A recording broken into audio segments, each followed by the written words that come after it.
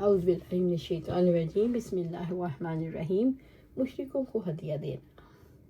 اور اللہ تعالیٰ نے فرمایا جو لوگ تم سے دین کے بارے میں لڑے نہیں اور نہ تمہیں تمہارے گھروں سے انہوں نے نکالا، تو اللہ تعالیٰ ان کے ساتھ احسان کرنے اور ان کے معاملے میں انصاف کرنے سے تمہیں نہیں روکتا۔ اس آیت سے امام بخاری نے یہ نکالا کہ مشرکوں اور کافروں سے دنیاوی اخلاق اور سلوک منع نہیں۔ عبداللہ بن عمر نے عمر رضی اللہ عنہ نے دیکھا کہ ایک شخص کے یہاں ایک ریشمی جوڑا بک رہا ہے، تو آپ صلی اللہ علیہ وسلم سے کہا آپ یہ جوڑا خرید لیجئے تاکہ جمعے کے دن اور جب کوئی وفد آئے تو آپ اسے پہنا کریں۔ تو آپ صلی اللہ علیہ وسلم نے فرمایا اسے تو وہ لوگ پہنتے ہیں جن کا آخرت میں کوئی حصہ نہیں۔ پھر آپ صلی اللہ علیہ وسلم کے پاس بہت سے ریشمی جوڑے آئے اور آپ صلی اللہ علیہ وسلم نے ان سے ایک جوڑا عمر رضی اللہ عنہ کو بھیجا۔ عمر رضی اللہ عنہ نے کہا میں اسے کس طرح پہن سکتا ہوں، جبکہ آپ خود ہی اس کے متعلق کچھ ارشاد فرما رہے تھے، آپ خود ہی اس کے بارے میں ارشاد فرما چکے ہیں اور میں سن چکا ہوں۔ آپ نے فرمایا میں نے تمہیں پہننے کے لیے نہیں دیا بلکہ اس لیے دیا کہ تم اسے بیچ دو یا کسی غیر مسلم کو پہنا دو۔ چنانچہ عمر رضی اللہ عنہ نے اسے مکے میں اپنے بھائی کے گھر بھیج دیا جو بھی اسلام نہیں لائے تھے۔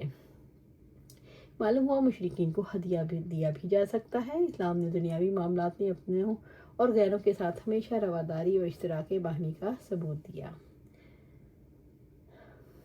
اسماء بنت ابوبکر نے بیان کیا کہ آپ صلی اللہ علیہ وسلم کے زمانے میں میری والدہ قتیلہ بنت عبد العزیٰ جو مشرکہ تھی میرے یہاں آئیں۔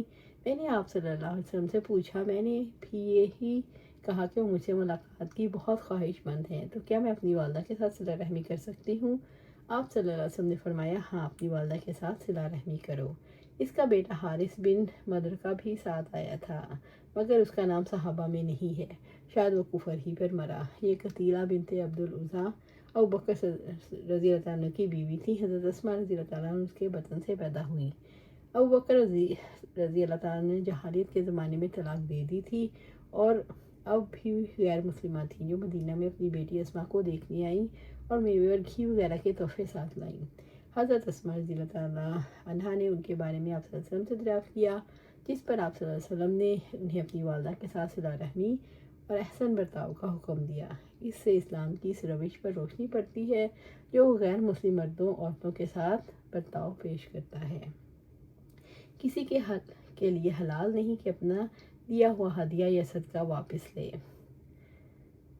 عبداللہ بن عباس رضی اللہ عنہ نے بیان کیا کہ آپ صلی اللہ علیہ وسلم نے فرمایا اپنا دیا ہوا ہدیہ واپس لینے والا ایسا ہی ہے جیسے اپنی کی ہوئی قے کو چاٹنے والا۔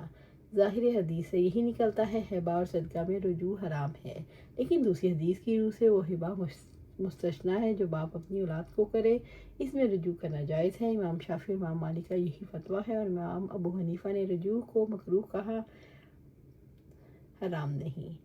اللہ سبحانہ تعالیٰ سے دعا ہے ہمیں قرآن و سنت پر عمل کرنے کی توفیق دے، اس پر جما دے اور جنت الفردوس کے اعلیٰ مقام پر اپنے باس خیر عطا فرمائے، آمین یا رب العالمین۔